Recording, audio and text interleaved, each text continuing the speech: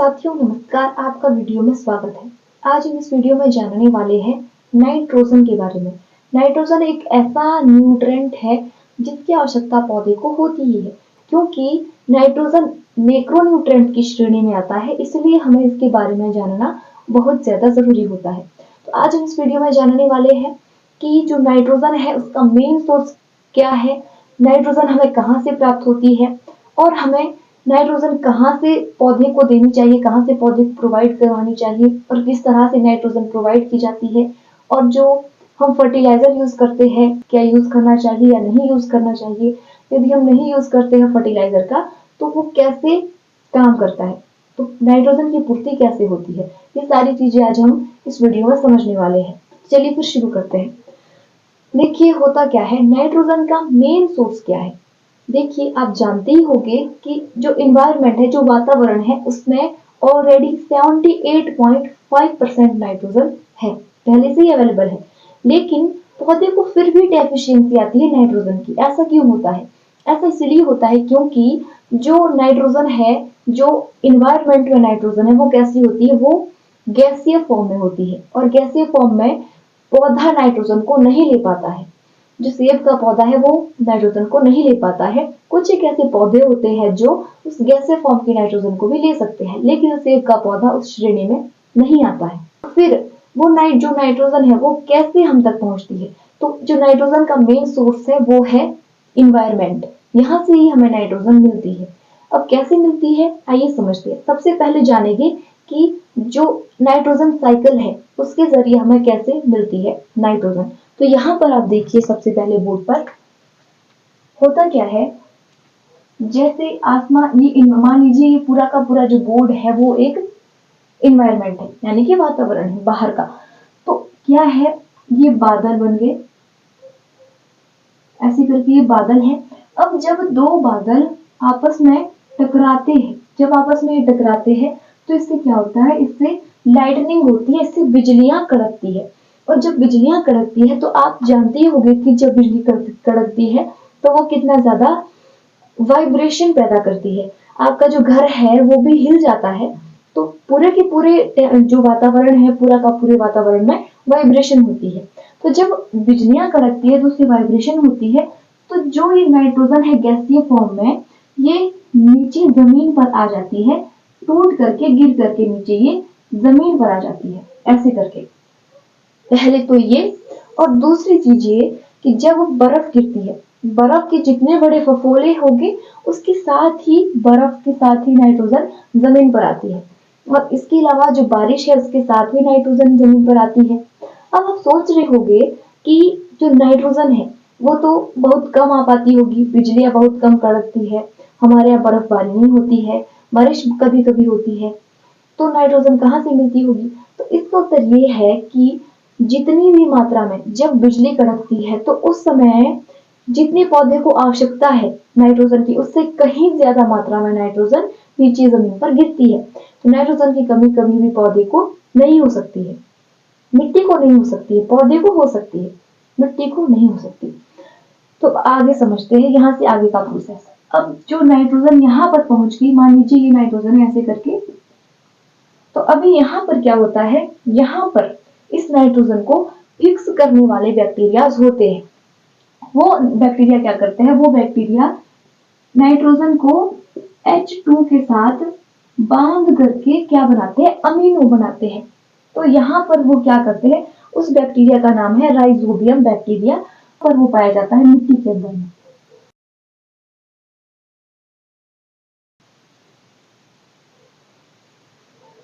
सबसे पहले क्या किया, नाइट्रोजन यहाँ से यहाँ तक पहुंची और यहाँ पर क्या हुआ, इसको बांध दिया गया, यानी कि जो गैसीय फॉर्म में नाइट्रोजन थी उसको हमने क्या किया, एक द्रव का रूप दे दिया, ठोस रूप आपने उसको एक दे दिया है। लेकिन अभी भी वो पौधे के लिए खाने योग्य नहीं है। वो कैसी, अभी जो जड़ है, जो रूट है, उसका वैक्यूम साइज कैसा है, उसका वैक्यूम साइज छोटा है। लेकिन जो ये नाइट्रोजन है जो मॉड्यूल के पास फिक्स कर दी गई है इन बैक्टीरिया के द्वारा, सबसे पहले जो राइजोबियम है, तो वो जो नाइट्रोजन है वो अभी भी पौधे के लिए खाने योग्य नहीं है, क्योंकि पौधे का जो रूट का वैक्यूम साइज है वो छोटा है और नाइट्रोजन बड़ी है।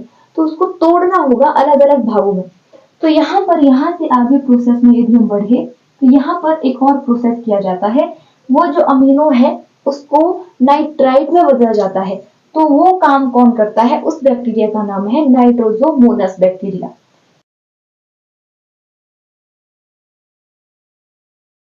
यहाँ पर कुछ एक बैक्टीरिया होते हैं जिसको नाइट्रोसोमोनास बैक्टीरिया कहते हैं। वो क्या करते हैं, इस फॉर्म वाली नाइट्रोजन को नाइट्राइट फॉर्म में कन्वर्ट करते हैं। लेकिन नाइट्राइट फॉर्म में कैसे, ये ठीक ऐसे ही जैसे आप जब आटा गूंथते हो, सबसे पहले आटा कैसे होता है, सबसे पहले वो गेहूं का दाना होता है, फिर उसके बाद उसको पीसा जाता है चक्की में, या फिर अब तो मशीनें आ चुकी है, पहले चक्की में पीसा जाता था। जैसे तैसे करके आपने उसको पीस लिया है, बारीक बना लिया है, तो अभी भी खाने योग्य नहीं है। ठीक ऐसे ही यहाँ से यहाँ पर नाइट्रोजन आई, पर वो खाने योग्य अभी नहीं है। अब इसको क्या करना है, अब हमें क्या करना है, यहाँ से आगे क्या प्रोसेस होता है, यहाँ से आगे एक और बैक्टीरिया काम करती है।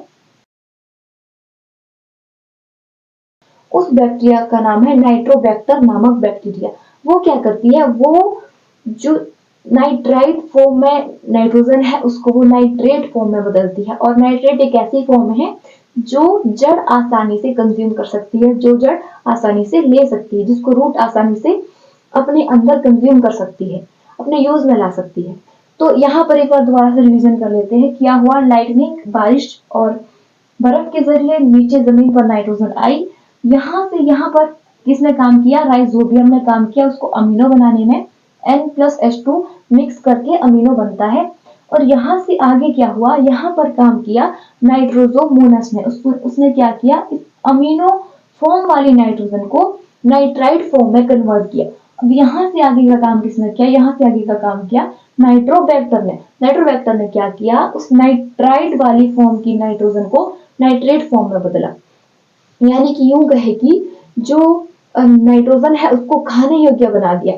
देखिए होता क्या है, जो रूट है उसका वॉक्यूम साइज छोटा होता है, लेकिन जो न्यूट्रेंट है वो बड़ा था। जब यहाँ पर ये था, यहाँ पर ये था, उस समय नाइट्रोजन बड़ी थी। ठीक वैसे जैसे हम पूरे के पूरे तरबूज को नहीं खा सकते, हम उसे अलग अलग पीस में काटना होता है, उसके अलग अलग पीस बनाने होते हैं, वो बनते हैं चाकू की सहायता से। लेकिन ठीक ऐसे यहाँ पर भी होता है, जो पोषक तत्व है वो बड़े साइज के होते हैं, जो रूट का वॉक्यूम साइज है वो छोटा होता है।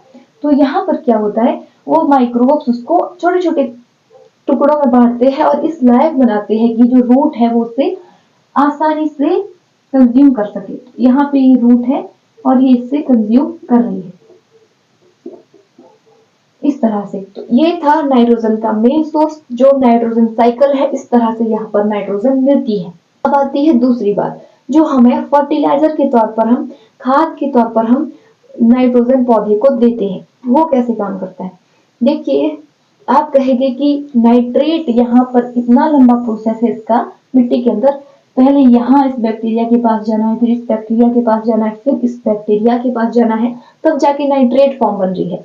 लेकिन बाजार में हमें कट्टे के अंदर में क्या होता है, जो कैल्शियम नाइट्रेट का कट्टा होता है, उसमें क्या होता है, उसमें हमें बनी बनाई नाइट्रेट फॉर्म में नाइट्रोजन मिल जाती है। वहां पर हमें इतना ज्यादा काम झाम करने की कोई आवश्यकता नहीं है, वहां पर आपको वो अवेलेबल फॉर्म में मिल जाती है। लेकिन एक बहुत बड़ी समस्या है, वो ये है कि जब आपने यहाँ पर इस खाद को डाला, नाइट्रेट फॉर्म में है, यानी कि अवेलेबल फॉर्म में है, जैसी पौधे को चाहिए वैसी ही है, उतनी छोटी है।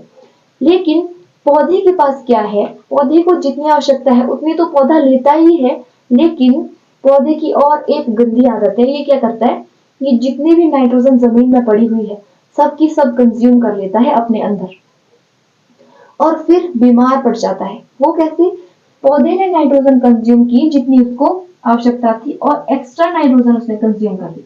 अब क्या होता है, अब होगा ये कि वो जो एक्स्ट्रा नाइट्रोजन है वो पौधे के कोशिकाओं के बीच, टिश्यू के बीच फंस जाएगी, टिश्यू के बीच रहने लगेगी, जिससे कि पौधे को नुकसान होता है। अब ये ठीक वैसे ही है जैसे हम जब ज्यादा फैट बढ़ाते हैं अपना, जब हम ऐसी चीजें खाते हैं जिससे हमारा फैट बढ़ जाए, जब हमारा फैट बढ़ता है तो हमें कितनी ज्यादा दिक्कत आती है। ठीक पौधे के साथ भी ऐसे ही होता है कि नाइट्रोजन को कंज्यूम तो कर लेता है, अब इसे दिक्कत होने लग रही है। तो यहाँ पर हम क्या कर सकते हैं, हम कर सकते हैं हम एक्सरसाइज कर सकते हैं, वर्कआउट कर सकते हैं, खुद के वजन को घटा सकते हैं, डॉक्टर के पास जा सकते हैं, लेकिन पौधा ऐसा कुछ नहीं कर सकता। तो अब पौधा क्या करेगा? ये क्या करेगा? ये अपने शरीर से एक अजीब तरह की गंध निकालता है, जिससे कि ये आमंत्रण देता है इंसेक्ट को, कीड़े मकोड़ों को, कि आओ मेरे ऊपर जितनी भी एक्स्ट्रा नाइट्रोजन है उसको मुझ पर से निकालो, क्योंकि मुझे दर्द हो रहा है, मुझे नुकसान पहुंच रहा है। तो इसीलिए आपके पौधे पर वुली एप्पल एफिड है, ग्रीन एफिड है, ब्लैक एफिड है, और जितनी भी तरह के अलग अलग तरह के इंसेक्ट है वो पौधे पर लगते हैं। तो इतना बड़ा नुकसान आपको झेलने को पड़ सकता है, क्योंकि यदि आप ये डायरेक्ट वाले नाइट्रोजन देते हो तो पौधा इसे कंज्यूम करेगा ही करेगा। और जब वो woolly Apple aphid, green aphid या कीड़े मकोड़े इंसेक्ट आपके पौधे पर लगते हैं तो कितना ज्यादा मात्रा में वो नुकसान करते हैं ये आप ही जानते हैं।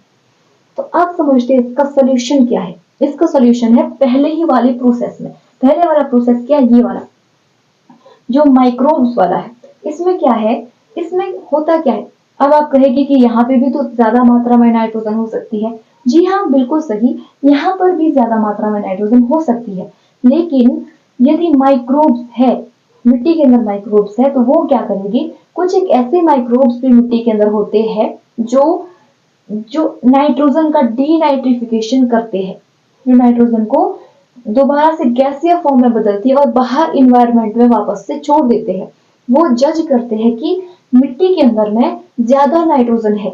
मिट्टी के अंदर यदि ज्यादा नाइट्रोजन है तो वो जो बैक्टीरिया है उसका नाम है सूडोमोनास, वो क्या करेगा? वो उस नाइट्रोजन को गैसीय फॉर्म में परिवर्तित करेगा और वापस से इन्वायरमेंट में छोड़ देगा। जितनी पौधे को आवश्यकता होगी उतना ही वो वहां पर रखने वाला है। तो अब फर्टिलाइजर का यदि आप यूज करते हो तो फर्टिलाइजर के साथ क्या है? नाइट्रेट फॉर्म में आपने नाइट्रोजन दे दी। एक तो ये नुकसान है कि ये इंसेक्ट को बढ़ावा देता है, पौधे को नुकसान पहुंचाता है। दूसरी चीज ये कि जो फर्टिलाइजर है उसमें क्या है? उसमें रेजिड्यू भी पाया जाता है, और वो रेजिड्यू जैसे ये मिट्टी है और मिट्टी के पीछे एयर पॉकेट्स है, हवा है, पानी है, इसकी हवा और नमी इसके बीच में रह रहा है। तो यहाँ पर वो क्या करेगा? यहाँ पर वो रेजिड्यू इसके बीच में जमा देता है, रेजिड्यू इसके बीच जमा देगा। तो रेजिड्यू जब जमाएगा तो जो ये माइक्रोब्स है, काम करने वाले माइक्रोब्स है अलग अलग तरह के, ये इन्हें जीवित रहने के लिए ऑक्सीजन की आवश्यकता होती है, लेकिन जब इन्हें ऑक्सीजन नहीं मिलेगी क्योंकि वहां पर रेजिड्यू जम गया है, इस वजह से इनकी मृत्यु हो जाएगी और ये काम नहीं कर पाएगी। तो आपको यहाँ पर सीधा साधा सा आपका उपाय ये है, आपको क्या करना है? आपको खाद को अवॉइड करना है क्योंकि नुकसान ही पहुंचाती है, और आपको इस प्रोसेस को अपनाना है क्योंकि ये प्रकृति की व्यवस्था है, अपने हिसाब से प्रकृति ने सब कुछ सही कर रखा है। तो ये था नाइट्रोजन। और जो छोटे पौधे हैं जिन्हें ज्यादा मात्रा में नाइट्रोजन चाहिए होती है, तो उन पौधे के लिए आप क्या कर सकते हैं? ऐसे पौधों को अपने ऑर्चर्ड में इंस्टॉल कर सकते हैं, अपने खेतों में इंस्टॉल कर सकते हैं जो नाइट्रोजन को फिक्स करता हो। जैसे आपकी द्विदलीय दाल में राजमा है, उड़द है और चना दाल है, और इसके अलावा मटर है, बीन्स है, उसको आप अपने ऑर्चर्ड में इंस्टॉल कर सकते हो। वो क्या करते हैं? वो नाइट्रोजन को फिक्स करते हैं। यदि आपके पास समय नहीं होता है, आप इन सब चीजों का ध्यान नहीं रख सकते हो, राजमा आपने उगाई है उसका ध्यान आपसे यदि नहीं रखा जाता है, तो आप वहां पर व्हाइट क्लोवर ग्रास जो है उसका भी यूज आप कर सकते हो। तो इस तरह से आपको नाइट्रोजन अपने ऑर्चर्ड में देनी है। तो उम्मीद करती हूँ कि आपके लिए ये वीडियो जरूर हेल्पफुल रही हो। यदि हेल्पफुल रही है तो आप इस वीडियो को शेयर जरूर कीजिएगा सभी बागवानों तक ताकि सभी तक ये नॉलेज पहुंच सके, क्योंकि मैं आपके साथ नॉलेज शेयर कर रही हूँ तो आपका शेयर करना तो बनता ही है। तो आज की इस वीडियो में इतना ही।